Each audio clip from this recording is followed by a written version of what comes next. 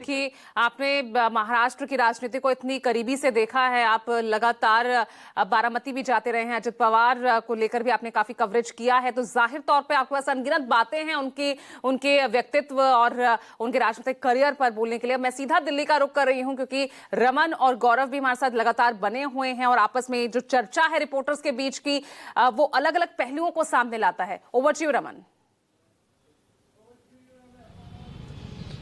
देखिए, बिल्कुल आपने कहा कि जिस तरीके से अजीत पवार का एक कद था, उस कद को देखते हुए कई नेताओं का बयान आपने सुनवाया। प्रियंका गांधी कांग्रेस महासचिव का बयान सुनवाया। उन्होंने कहा कि उनकी पत्नी से उन्होंने बात की, सुप्रिया सुले से उन्होंने बात की। नितिन गडकरी ने कहा कि पारिवारिक रिश्ता था अजीत पवार के साथ, पूरी फैमिली के साथ पारिवारिक रिश्ता था।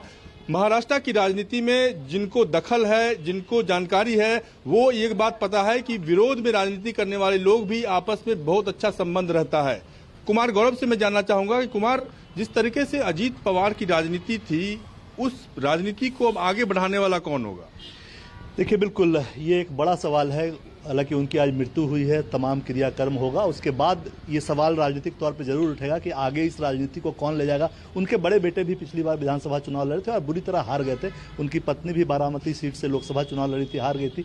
तो ऐसे में शरद पवार के साथ से जो आए हुए लोग हैं उसमें प्रफुल्ल पटेल का नाम सबसे आगे आता है। हालांकि इस तरह की जो पार्टियां होती है, जैसा कि आपने देखा कि शरद पवार भी अपना बैटन जो है वो पास करना चाहते हैं सुप्रिया सुले को, उस तरह अजीत पवार के पास के बाद परिवार के लोग जरूर चाहेंगे कि उनके परिवार के ही किसी व्यक्ति के पास जाए। लेकिन अभी उनकी मन स्थिति क्या है या उनकी पत्नी कितना उनकी राजनीति को आगे उस मजबूती के साथ ले जा पाएंगे, ये एक संशय है। जब शरद पवार ग्रुप और अजीत दादा ग्रुप जो है एक साथ कब आता है, ये भी एक इसमें थोड़ा समय लग सकता है। तो जाहिर सी बात है, ऐसे में सुनील तटकरे का भी नाम सामने आ रहा है। इसके अलावा प्रफुल्ल पटेल का भी नाम है। वो अब तक शरद पवार के करीबी थे और उनके भरोसेमंद माने जाते थे।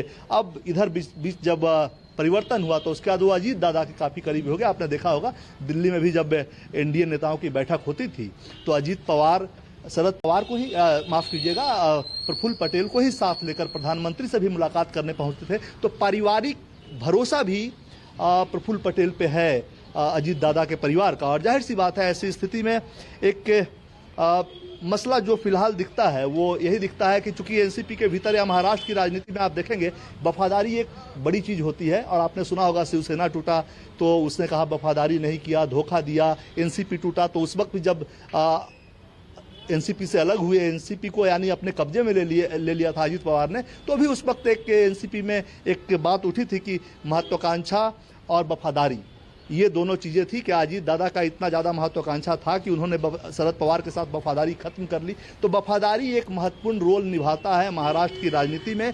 वैसे में अब अजीत पवार का परिवार किसको अपना वफादार मानता है, उसको पार्टी की कमान फिलहाल अभी के दृष्टिकोण से अगर दिखाया तो सौंपी जा सकती है। और जाहिर सी बात है कि आगे चलकर एनसीपी का धरा एकजुट होता है नहीं होता है, होने की संभावना पूरी है, जो कि बातचीत पहले से चल रही थी। और अब जब अजीत पवार नहीं रहे हैं तो ऐसे में पूरा परिवार एकजुट होकर फिर से साथ आने का प्रयास करेगा। लेकिन हाँ, जो आपने लीड करने की बात की, परिवार में पत्नी के पास, बच्चे के पास कितना टैलेंट है ये देखना होगा। राजनीतिक तौर पर वो सफल नहीं हुए, जबकि लगातार अजीत पवार, आपने देखा होगा कि अजीत पवार लगातार हर कार्यक्रम में अपनी पत्नी को साथ लेकर जाते थे, कई रैलियों में वो साथ देखे जाते थे। लिहाजा ऐसी स्थिति में पारिवारिक दुख का भी विषय है। ऐसे में प्रफुल्ल पटेल एक ठीक ठाक नाम नजर आते हैं जिनको फिलहाल कमान मिल सकती है पार्टी की। लेकिन ये भविष्य के गर्त में है, 2-4 दिन का इंतजार करना होगा। आगे जैसे जैसे तमाम चीजें खत्म होंगी, क्रियाकर्म जो होता है, विधि जो है वो खत्म होगी, उसके बाद ये चीजें सामने आएगी। लेकिन प्रफुल्ल पटेल फ्रंट रेसर हैं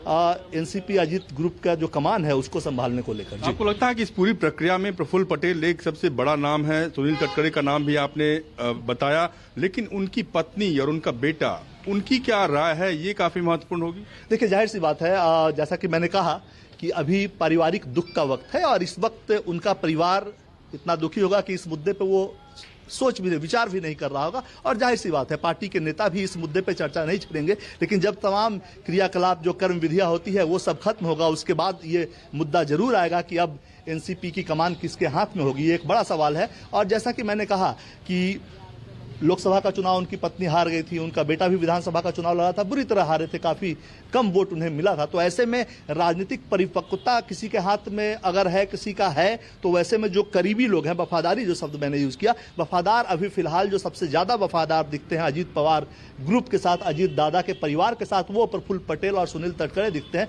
अब देखना होगा इनमें से किसको मिलता है, लेकिन हाँ ये बात जरूर है कि तुरंत ये चीजें परिवार के पास ट्रांसफर नहीं होने वाली है, बीच में किसी न किसी पार्टी के दूसरे नेता को मिलेगा, और इसमें ये दो नाम प्रमुख हैं। तो देखा पूजा, आपने कुमार ने साफ तौर पर बताया कि प्रफुल्ल पटेल, सुनील तटकरे का नाम प्रमुखता से सामने आ रहा है कि इस परिवार की लेगेसी को किस तरीके से आगे बढ़ाया जाए। लेकिन दोनों ही परिवार, शरद पवार की फैमिली, अजीत पवार की फैमिली, दोनों एकजुट हो, इस बात की कसक जो है एनसीपी के कार्यकर्ताओं को लगातार हो रही है, और वो चाहते हैं, दिल से चाहते हैं कि ऐसी विपरीत परिस्थिति में, जो परिस्थिति आज उभर कर सामने आई, उस परिस्थिति के सामने आने के बाद दोनों ही परिवार एकजुट हो और एक साथ आगे बढ़े। बिल्कुल, संभावनाएं जो हैं वो इसी तरफ इशारा कर रही है। और इस बीच हमारे साथ न्यूज रूम से दीपक दुबे भी जुड़ गए हैं। आइए दीपक का रुख कर लेते हैं। दीपक, अगर इस विमान के, जिस विमान में अजित पवार सवार थे, उस विमान की अगर टेक्निकलिटी को जाने, उस विमान के स्ट्रक्चर को जाने, क्योंकि कई तरह की जानकारियां विमान को लेकर भी आ रही है कि उसका प्रोडक्शन जो है इंडिया में बंद हो चुका था 2021 में ही।